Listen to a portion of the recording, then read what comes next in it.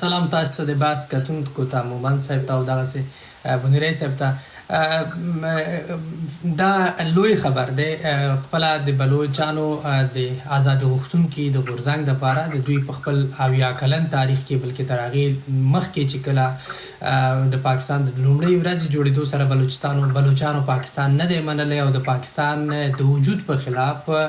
د پاکستان د وجودي فلسفې او د جوړېدو په خلاف مبارزه کړې ده. ویلي دي چې بلوچستان یو آزاده سیمه ده، حتی د پرنګیانو په وخت کې د یو آزاده سیمه وه او دا هېڅکله د پاکستان برخه نه وه نه ده. دا د بلوچانو د لومړۍ ورځې نه دا د دو خبره ده او د پاکستان په خلاف باندې د دوی مبارزه له لومړۍ ورځې نه پیل شوې ده. د دو په دومره اوږده تاریخ کې دا لویه پیښه ده، دا ډېره لویه لاسته راوړنه ده د بلوچ ازادۍ غوښتونکو دپاره او د پاکستان په پوځ باندې ډېر لوی ګزار دی. په دې شمېر کې خلک دوی هېڅکله نه و یرغمال کړي، دومره لوی برید یې هېڅکله نه و کړی چې دا څو خبرې کوي. یوه خو تاسې به څه وخت مخکې د مولانا فضل الرحمن هغه خبره ما اورېدلې چې 15 نه تر 6 ولسوالیو پورې په بلوچستان کې هغه په ټوله معنا باندې چې دی هغه د بلوچ ازادۍ غوښتونکو په لاس کې دي او د بلوچستان وضعیت چې دی هغه د رسنیو کې چې څنګه ښودل کېږي د پاکستاني رسنۍ هغه د پیمرا د خوا نه او د عیسای د خوا نه ډېر کنټرول کې دي، هغسې نه دی بلکې وضعیت نهایت ډېر خراب دی او د بلوچستان د پاکستان نه د وتلو په حال کې دی. دا هغه څه ښیي د مولانا فضل الرحمن د هماغې خبرې یو ثبوت دلته ښکاره کېږي چې رښتیا بلوچستان د پاکستان د ماتېدو په حال کې دی، بلوچستان د پاکستان نه د ولکې نه د وتلو په حال کې دی، ځکه په دومره شمېر کې خلک چې وضعیت بیا دومره بد دی او له وړاندې د خطر زنګ هم وهل شوی دی. په کویټه کې بیا څنګه په رڼا ورځ بېلتون غوښتونکي په دومره لوی برید چې تاسو ورته د لوی برید او تقریبا د تاریخي برید نوم ورکړ ظرفیت پیدا کړ او د پاکستان حکومت استخبارات ونه توانېدل چې د دې برید مخنیوی وکړي. تر ټولو حیرانونکې خبره همدا ده چې د بلوچانو د بلوچ ازادۍ غوښتونکو ظرفیت چې دی کپبلیټي چې دی د اپریشنز هغه ډېره زیاته شوې ده او تر دې حده رسېدلې ده چې هغه یو لوی ټرین مکمل په ولکه کې نیسي، د هغو انسانان هم ټول ژوندي نیسي، هغه له ځان سره وړلی هم سي. د دې لپاره خو یو شمېر جنګیالي پکار دي چې دا هر څه وکړي او د هغو پلانینګ چې دی هغه ډېر قوي دی چې په داسې ډول باندې پلانینګ کوي چې هغه ټول ټرین ودرولی سي، هغه ځای نه خلک او د دوی استخباراتي معلومات چې دوی په دې باندې هم پوهېږي چې په دې د اختر په ورځو کې د پاکستان د پوځ جنګیالي د عیسای جنټان او دغسې د ملیشو خلک هغه چې دي د دې سیمې نه تېرېږي او رخصتیو باندې ځي، نو بنان په کوم وخت کې په کوم ټرین باندې حمله کول دا په خپله د بلوچ ازادۍ غوښتونکو د استخباراتي معلوماتو یا انټلیجنس کیپبلیټي چې ده د هغې یو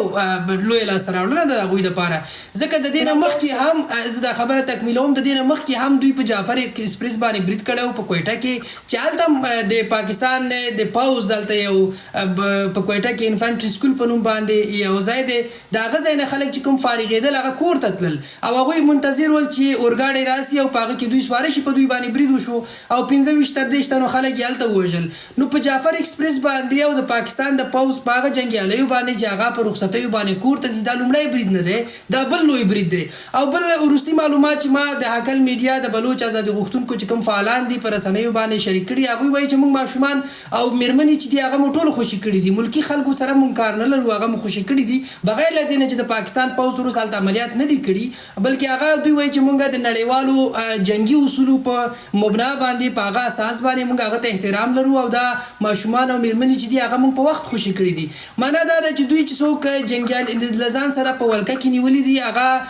چې دي د پاکستان د پوځ او د پاکستان د مختلفو نظامي ادارو سره چې دی هغو سره اړه لري. اما د BLA په تاریخ کې مونږ لیدلي دي چې دوی په ښوونځیو او پوهنتونونو او په نورو ملکي ادارو باندې هم بریدونه کړي دي. ښایي په دغه کسانو کې ښځې او ماشومان هم شامل وي، هغه څه چې د پاکستان حکومت او رسنۍ یې ادعا لري. دا هغه څه د اکاونټونو تعقیبولو نه وروسته تاسو ته ویلې زه رسما د BLA هغه نظر وایم چې هغوی په رسنیو نشر کړي دي هغه معلومات دي. تر اوسه پورې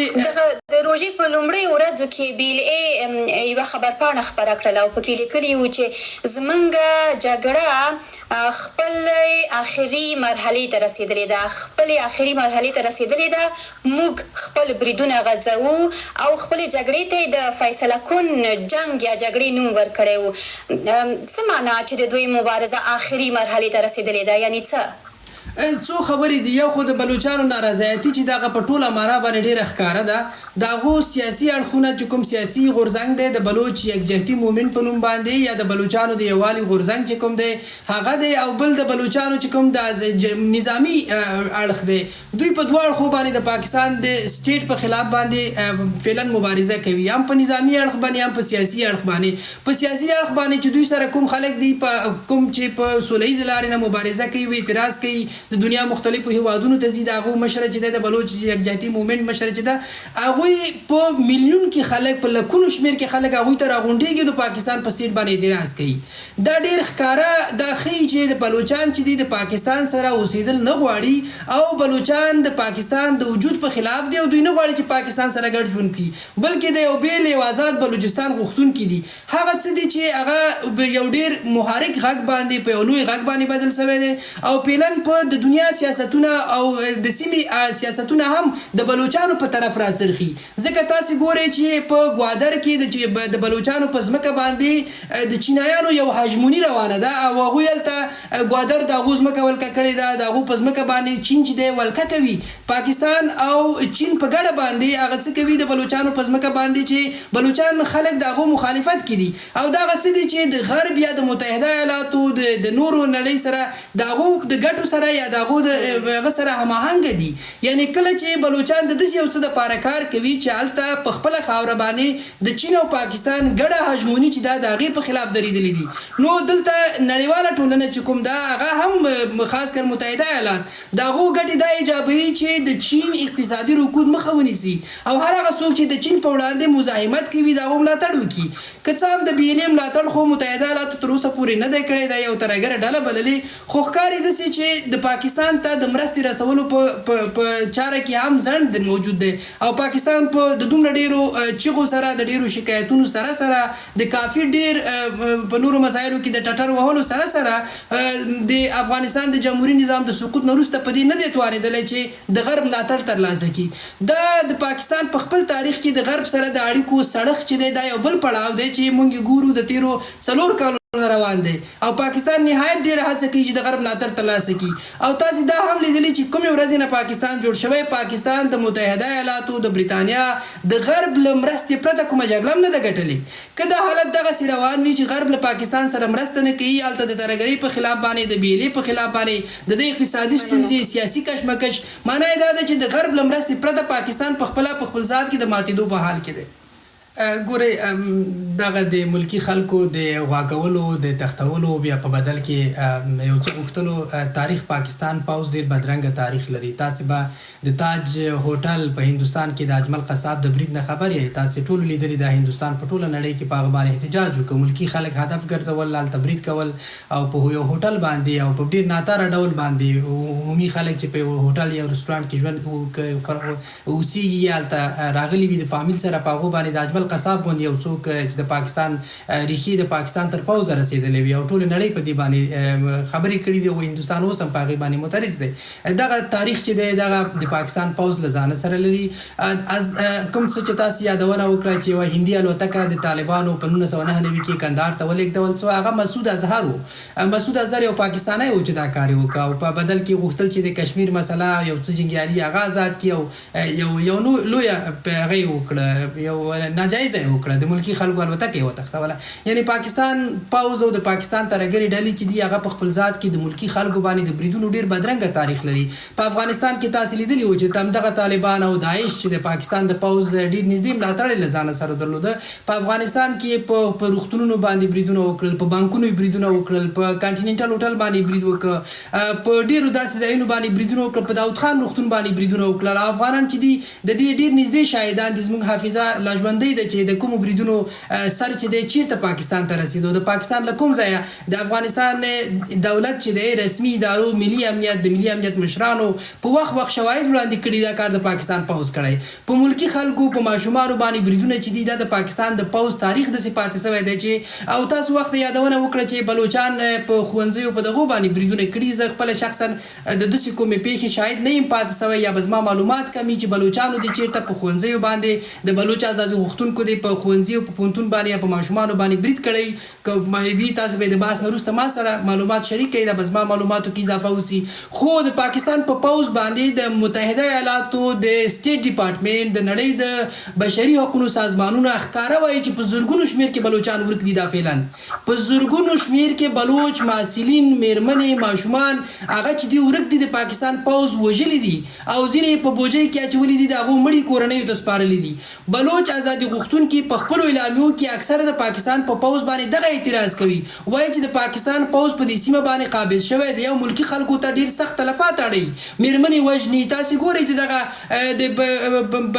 مهرنګ بلوچ سره چې هغه شاوخوا کومې ښځینه فعالانې دي د هغو سره په اسلام آباد کې څه ډول چلند وسو په اسلام آباد نه په کراچۍ کې څه ډول چلند وسو د هغه یو بهرني سفر ته تلل هغه پولیسو امنیتي ادارو له هغه سره څومره توهینامیز او سپکونکی چلند وکړه بلوچان وایي چې زمونږ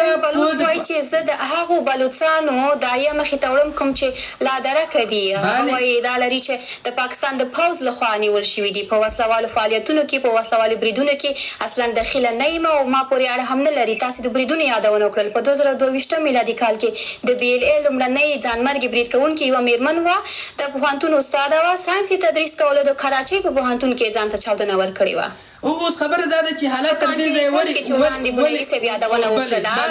خبره دا ده په نښه شوي وو شپږ چینایان ول بیا څو کسان یې خبره دا ده مونږ د سیمې وضعیت د پاکستان سره د بلوچانو مسله چې دا مونږ تحلیلولی سو مونږ طرف نه یو مونږ طرف نه اخلو ښه بد فیصله چې دا هغه به خلک کوي خلک چې باز ګوري هغه بلوچان په خپله یو تګلاره لري د پاکستان پوځ یو تګلاره لري تاسو خو یادونه وکړه دلته بنیر صاحب وویلې چې ډېر بلوچان پاکستان غواړي بالکل غواړي ډېر پښتانه به پاکستان غواړي خو پاکستان پښتانه غواړي که نه غواړي پاکستان ځان سره بلوچان غواړي 2023 میلادي کال کې د اورګاډي په پټلۍ کې چې کومه چاودنه شوې وه شپږ دېرش کسان پکې ووژل شول فکر نه کوي چې ملکیان به هم پکې شامل وي زه دې خبرې ته راځم چې ډېر بلوچان غواړي چې پاکستان سره شي ډېر پښتانه غواړي چې پاکستان سره شي خو پاکستان دا غواړي که نه غواړي پاکستان یې نه غواړي پاکستان په 80 کالو کې په دې ونه توانېده چې خپل وګړو ته حقونه ورکړي یو ناکام فیډریشن دی یو داسې ناکام فیډریشن چې نه د بلوچانو حقونه پکې خوندي دي نه د پښتنو پکې حقونه خوندي دي ته ټوله ورځ وایې چې زه پاکستانی یم او پاکستان بلوچان نه غواړي بیا ولې ازادي نه ورکوي ورته بله دا خبره ده که ته غواړې نو څنګه یې غواړې نو ته ماشومان ولې وژنې ته بیا د هغو د په زرګونو خلکو لا درکه خلک چیرته دي دا ولې وژنې د هغو سیاسي مشران ولې وژنې اکبر بوکلي ووژه د هغه نور مشران یې وژل که ته رښتیا دا وګړي خپل وګړي بولې او بلوچستان د پاکستان برخه وي نو دغه اوس مومن صاحب وایي چې زه مومن صاحب پاکستانی دی او پراوډ پاکستانی دی جنډه یې لګولې ده خو تاسې لاړ سئ دا نن تاسې یو بېپرې دغه وکئ ریسرچ وکئ د مومن صاحب په ژوند باندې هم وکئ او د ده په رینګ کې یو پاکستاني جنرال په ژوند باندې هم وکئ د ده فامیل او د ده اقتصاد هم وګورئ او د ده په رینګ کې چې دی یو پاکستانی او پنجابی جنرال چې دی هغه هم راواخلئ د یو ملنګ سړی دی د ښکاري د دغه نه ښکاري چې دی ریټایر سوی دی خو د پاکستان په پوځ کې دغه څه نه دي موندلي چې یو پنجابي جنرال د ده په رینګ کې موندلي دي پاکستان کې که ته وغواړې چې زه پښتون یم او غواړم د پاکستان برخه شم دا خو ته ټوله ورځ غواړې دا خو ستا خواهش دی د بلوچي خواهش به وي کیدای شي د یو بلوچي خواهش پیدا سي خو د پاکستان پوځ چې کوم دی د پاکستان پنجابیان چې کوم دي هغه ځان سره په دې خاوره کې د نور قومونه چې دي یرغمال کړي دي هغو ته حقونه نه ورکوي که ته حقونه ورکوې نو بلوچستان په 80 کالو کې د پاخه سړک سیکټر نه شو په بلوچستان کې اوس هم انسانان او ځناور د یو ډنډ نه اوبه څښي پاکې اوبه ورته نه رسېږي روغتونونه پکې نشته ده پوهنتونونه پکې نشته دی یو د خدای تبعي جوړه ده په هغه خاوره باندې کاله تاسو د محرومیت او دغه محکومیت یادونه چې تاسو کوئ بي ال اي ورسره مخ وي او د مبارزې نوم یې همدا وي د اورګاډي برمته نیونه چې پکې ښځې او ماشومان هم فکر کوي چې دا سمه مبارزه ده سمه لار ده نه مونږ قضاوت نه کوو مونږ یوازې تحلیل کوو په سیمه باندې چې شخړه له کوم ځای نه پیدا شوې ده مونږ دا وایو مونږ خبره دا ده چې شخړه په دواړو اړخونو کې شته بلوچان نارضایتي لري دې انکار نشي کېدلی پاکستان د بلوچانو په خلاف د پاکستان پوځ جګړه کړې ده نړیوال حقوقي د بشر حقوقو سازمانونه وایي چې پاکستان د بلوچانو ډېر فعالان ورک کړي دي وژلي دي میرمنې ماشومانې او امکان دی ولري هغه څوک چې اوس جګړه کوي د پاکستان د پوځ په خلاف دا د هماغه خلکو کورنۍ او اولادونه وي چې د هغو پلرونه د هغو ورونه د هغو میندې د هغو خویندې چې دي د پاکستان د پوځ په زندانونو کې د شکنجو لاندې وژل شوي وي او هغه راغلي په انتقام په ډول باندې راغلي د پاکستان په پوز باندې ځکه یو څوک چې تاوان وویني او انتقام اخلي خو طبیعي خبره ده هغه بیا ډېر اصول نه تعقیبوي که څه هم بلوچان وایي چې موږ کله چې له 2006 میلادي کال نه وروسته د بیل ای په بریدونو کې د پاکستاني ملکي وګړو مرګ ژوبله ډېره شوه په 2019 میلادي کال کې به امریکا دغه ډله ترهګره ونوموله بالکل د نړیوالو ترهګرو ډلو په لیست کې ده او د پاکستان داخلي مسله هم ده خو نړۍ ډېره علاقه هم نه لري تاسې ګورئ ترهګرې ډلې ډېرې دي خو دا یوازې په لیست کې ترهګره ډله پاتې سوې ده د دې نه اخوا د دې ترهګرې ډلې په خلاف باندې د پاکستان سره مرسته چې د نړۍ کوم هېواد نه ده کړې بلکې یوازې چین دی چې د بلوچانو په ټکولو کې د بلوچانو په ماتولو کې د پاکستان سره همکار دی او هغه څوک چې د چین مخالفین دي تاسې پوهېږئ د دنیا سیاستونه لږ متفاوت دي که څه هم بلوچان بیرې یوازې د کاغذ په مخ باندې ترهګره ډله پاتې ده خو نړۍ د بلوچانو یا د بیلې په خلاف باندې عملي اقداماتو کې د پاکستان مرسته نه ده کړې او ښکاري داسې چې د بلوچانو په خلاف په جګړه کې پاکستان یوازې پاتې کیږي او یوازې چین او پاکستان به د بلوچانو په خلاف د بلوچ ازادۍ غوښتونکو په خلاف باندې جګړه کوي. بیل ای د بریدونو په نتیجه کې پاکستان په ټوله نړۍ کې دویم هغه هیواد دی چې د ترهګرۍ قرباني هیواد نومول شوی دی. فکر کوئ له دغه برمتنیونې سره ورته بریدونو سره به بیل ای وشي کړی چې د نړیوالو توجه خپله کړي هغه څه چې تاسو ورته اشاره وکړله او نړۍ به وغواړي چې د دوی دغه ستونزه حل کړي څه چې تاسو یادوئ. او اول خو ګوره دا د پاکستان د ترهګرۍ قرباني نه بلکې د پاکستان په اړه باندې دوه خبرې دي. پاکستان تر ډېره حده پورې د ترهګرۍ سپانسر کوونکی هیواد ګڼل شوی دی او په دې باندې کافي ډېر لیټریچر چې دی کتابونه ډک دي ټینګ ټانکونه ډک دي او په دې باندې ډېر زیات خلک موافق دي چې پاکستان پوځ رسما ترهګرۍ چې دا هغه حمایه کړې ده او په ډېرو هیوادونو کې هم دغه څه کړي چې اوس په پاکستان کې روان دي. مونږ دغه څه د یو افغان په توګه چې د دغې جګړې قرباني یو د دغې جګړې د پاکستان د بدرنګه مداخلې له امله مونږ خپله کورنۍ پرېښې مونږ خپل وطن پرېښی او له خپل وطن نه جلا وطن شوي یو. زه شخصا چې ستاسو په سکرین ته مخامخ ناست یم زه د دغې جګړې قرباني یم چې پاکستان حمایه کړې د هماغې ترهګرۍ قرباني یم چې نن افغانستان کې نه اوسېږم او پاکستان زما په هېواد کې ترهګرې ډلې حمایه کولې زه له وطن نه جلا وطن کړی یم. کټ مټ حالت چې دی پاکستان په نورو هېوادونو کې کړی پاکستان کټ مټ وضعیت په بلوچستان کې کړی وخت یو چا وویل چې ډېر بلوچان په پارلمان کې ناست دي معنا دا ده چې پاکستان غواړي نو ډېر بنګالیان خو په پارلمان کې ناست ول. شیخ مجیب الرحمن خپله په پارلمان کې نه کېناسته ډېر خلک په پارلمان کې کښېني خو هغه پاکستان یې نه غوښتو. په پارلمان کې ګوره په پارلمان کې کېناستل خو په پارلمان کې خو والي وزیر هم ناست دی خو تر یوې ورځې دپاره هم پاکستان نه دی منلی. په پارلمان کې کېناستل خو دا معنا نه لري چې یو چا د رښتیا پاکستان قلبا منلی وي او دی به وایي چې زه به دا ملک چې دی نه ماتوم. ځکه موږ ته تاریخ راښودلی دی چې بلوچان په پارلمان کې ناست پاکستان یې مات کړ په پارلمان کې ناست خپل بل ملک یې جوړ کړ. علي وزیر په پارلمان کې ناست پاکستان نه مني. ډېر خلک دي چې په یو هیواد کې د مبارزې لپاره مختلف میتودونه کاروي خو دا د دې معنا نه لري چې په پاکستان باندې د پاکستان په وجود باندې په دغه فیډریشن باندې ټول پښتانه یا ټول بلوچان دي چې دي هغه موافق وي بلکې یو ښکاره نارضایتي چې دا د بلوچانو په منځ کې د پښتنو په منځ کې هغه روانه ده او د پاکستان سره د یو فیډریشن په توګه د پاکستان کې د یو ملک په توګه نه غواړي چې پاتې سي. او هغې وجه دا ده چې د پاکستان پوځ چې دی د پاکستان پنجاب چې دی هغه د دغه درې صوبو یا د درې ایالتونو په حقونو باندې ډاکه اچولې د هغوی نه سوء استفاده کوي هغوی ته حقونه نه ورکوي او د یو ناکام فیډریشن سره هېڅوک نه غواړي چې کله وګړي هغه سره پاتې شي او هغه سره دوامداره ژوند وکړي. جنرال صاحب بله جنرال صاحب د پښتنو وینه د 500 کالو نه تاسې په افغانستان کې وبهیوله د یوې ورځې دپاره تاسو اعتراض وکړ چې دا پښتانه چې په کابل کې په قندهار کې په هلمند کې په همدغه ډول باندې تاسې ګورئ چې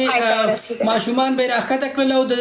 لارې نه دوی به یې ووژل. تاسې خپرونه په همدې ځای پای ته رسېږي.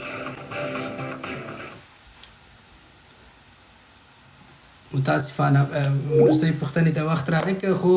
دا چې کله په دو باندې راسي بیا دو ته دا وریاده سي چې دا ماشومان دي دا مېرمنې دي. مونږ د دنیا په هیڅ ځای کې د ماشومانو د مېرمنو او د ملکي خلکو تلفات چې دي هغه نه توجیه کوو او دا په هر ځای کې چې کېږي دا جرم دی دا غلط کار دی. خو خبره دا ده چې د پاکستان پوځ په هندوستان کې په بنګال کې په افغانستان کې د ملکي خلکو وژل چې دي د هغه ډلې حمایه کړي دي. هغه څه چې چې دوی اوس له څه شي نه شکایت کوي چې دا خو انساني کار نه دی، دا دی دا هغه دی، خو دغه کټ مټو کار خو په افغانستان کې هغه انسانان درته نه ښکاره کېدل، هغه ماشومان نه ول، د هغو وینه سره نه وه، هغه مېرمنې نه وې چې تا وژل. تا هغه بریدونه تاسې به هغه مادر چغه ټولو په غوږونو کې تر اوسه پورې انګازې کوي چې د کابل په ښار کې د یو مېرمنې باندې په یو کاستر موټر باندې برید وشو، یو مور یې ورته مړه سوه، ماشوم په مړه مور باندې ځان اچولی او مادر چغې والې. د دونه دغه شی یېرېږي بیا او بیا راځي په رسنیو کې باندې فریاد کوي، وایي چې گویا په پاکستان کې چې دی څه چې کېږي دا خو دغه دی، دا ډلې دغه شی کوي. موږ ورته وایو چې وروره دغه کار تا ولې په تا باندې بل چا کړي دي یا بل چا دا ستا په هېواد کې حمایه کړي اوسېږي. نو مننه چې بحث کې راسره وئ. انشاءالله په راتلونکي کې به بیا راځو. اوس دپاره ښه وخت، روژه ده او نسو کولی ډېر بحث ته